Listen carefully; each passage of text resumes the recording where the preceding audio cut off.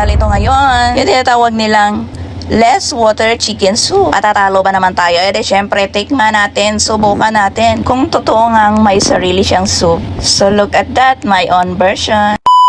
For the go na nga agad ako sa pagbili ng isang one whole chicken, isang one whole ha, at isang one piece na apple, at isang haba ng ginger. Ginamit ko lang ay yung baby bok choy, pitsay pa rin naman niya, at isang one piece na carrot, isang one piece na white onion, tapos may libre akong spring onion. Ihanda na agad ang paboritong kasirola. Magluluto na ang chef niyong maganda. Huy, charot. Simulan natin sa paghuhugas at pagbabalat ng ating mga kakailanganin. Siyempre yung luya. Sa mga hindi nakakalamang luya po ay hindi dapat balatan, dapat kikis-kisan lang siya ng balat or hugasan mo lang tapos dikdikin mo or depende sa trip mo. Let's hugas the one piece of apple. So ayan na nga kung paano siya kiskisan yung carrot at saka yung aking ginger. At para hindi ka payakin ng sibuyas or ng white onion, hugasi bay. Look at that, how I make panit-panit with the carrot. Kasi yung carrot, yung balat niya is mas marami siyang vitamins ba yan mo na? So dapat hugasan lang siya at kiskisan nung medyo makapal-kapal na balat. Itong mga tips kong ito'y nalaman ko lang din sa mga nakaraan kong buhay. Charot.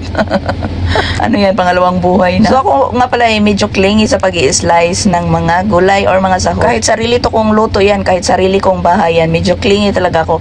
Gusto ko kung ano yung slice, kung ano yung luto, yun din yung aking slice. So, magkaiba yung slice ko sa mga nakita kong trending na chicken soup. My own version nga magbuot man mo. Basta malinis. Tapos yung slice ko na aayon doon sa luto ko. 'Di ba? Sino marunong magluto diyan? Iba-iba naman talaga yung yung size ng mga pag-slice ng iyong mga lulutuin. Depende yung pag-slice mo sa iyong lulutuin, ganun. And because yan ay nakasanayan ko na sa aking buhay, ipagpapatuloy ko pa rin hanggat ako'y nabubuhay. So, eto na yung aking baby bok choy. 'Di ba? Sinabi ko na sa iyo, basta mga leafy yung aking vegetables, binababad ko talaga yan sa asin na may tubig. Hindi dahil sa kartihan ha, kung hindi dahil sa talagang maarty ako.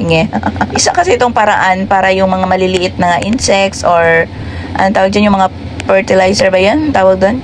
Yeah, pag binabad mo kasi yan sa asin, pagkatapos mong hugasan, so medyo mas alam mong healthy ka na kasi mawawash out ng asin yung mga pesticide or fertilizer na ginamit nila. Tama na nga yung tips, ayaw nyo maniwala So, eto na nga, isasalansan ko na yung aking lulutuin. This is no water and no oil. It's totally with the lang talaga, gulay and the chicken. At yun yung susubukan natin kung talaga bang may sarili siyang soup na lalabas. Which is nag-viral talaga siya ngayon. And every time na makikita ko siya, napapatakam talaga ako. So yun na, ganun yung nakita ko. Inuna yung gulay, yung mga kung anik-anik, lahat ng mga sahog nasa ilalim. And dapat yung chicken nasa ibabaw. Kahit i-search nyo pa yan sa YouTube or sa TikTok, yan talaga yung makikita. Pinaibabaw yung chicken at saka yung ginger. But because of my own version, pinaibabaw ko na rin yung spring onion. Kasi para maganda yung tingnan ba, kagaya ng kusinira. Uy! As you see, yung chicken ko malinis din yan. Kiniskis ko yan ng asin.